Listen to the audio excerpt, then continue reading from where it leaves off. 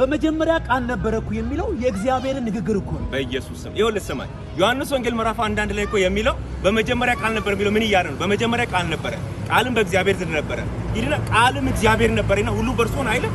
ስለዚህ ቃልም እግዚአብሔር ነበረ እኮ የሚለው የእግዚአብሔር ንግግር ለማውራት እኮ አይደለም። ደግሞ ልንገርህ ይኸውልህ ከዘፍጥረት ምዕራፍ 1 ዮሐንስ ወንጌል ምዕራፍ 1 ይቀድማል። ለምን? በነበረው ቃል ነው ሰማይና ምድር የተፈጠረው። ዕብራውያን ምዕራፍ 1 ላይ ምንድነው የሚለው? እግዚአብሔር ዓለማትን ሁሉ በሙሉ ፈጠረ ነው የሚለው። በልጁ ፈጠረ። ስለዚህ በልጁ ስለሆነ የፈጠረው ልጁ እኮ ስብዕና ያለው መለኮት የሆነ አምላክ እንደሆነ ነው የሚናገረው። አዳምጠህ ልንገርህ። ስለዚህ ይሄ ቃል የተባለው ማን እንደሆነ ልንገርህ። ቆይ ስማኝ ቆይ። ይኸውልህ ራእይ ምዕራፍ 19 ላይ እንደዚህ ይላል፣ አይኖቹ እንደ እሳት ነበልባል ናቸው፣ በራሱ ላይም ብዙ ዘውዶች አሉ፣ ከእርሱም በቀር አንድስ እንኳን የማያውቀው የተጻፈ ስም አለው።